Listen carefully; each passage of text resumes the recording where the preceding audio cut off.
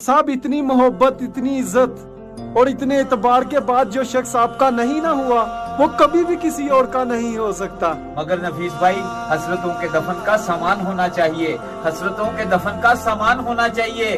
दिल के कोने में कब्रिस्तान होना चाहिए, कब्रिस्तान होना चाहिए। दिले उम्मीद तोड़ा है किसी ने। कोई रात ऐसी नहीं जो खत्म ना हुई हो, कोई गलती ऐसी नहीं जो माफ ना की जा सके, कोई इंसान ऐसा नहीं जिस पर रहमत के दरवाजे बंद हों। रहम करने वाले का काम ही यही है कि वो रहम करे, और रहम उस फजल को कहते हैं जो इंसानों पर उनकी गलतियों के बावजूद किया जा सके। और एक बात नफीस भाई, कमजोर शख्स कभी माफ नहीं कर सकता, क्योंकि माफ करना मजबूत शख्स का वसफ है।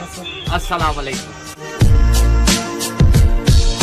इंसान भी कितना नाजुक और हसास है। ज्यादा सोचे तो सर में दर्द, ज्यादा जागे तो आंखों में दर्द, ज्यादा चले तो टांगों में दर्द, ज्यादा खा ले तो पेट में दर्द, ज्यादा बोले तो गले में दर्द, और जिस्म के एक हिस्से को चोट लग जाए तो सारे जिस्म में दर्द। लेकिन यही इंसान अपने जैसे इंसानों के जख्म देखकर परेशान नहीं होता।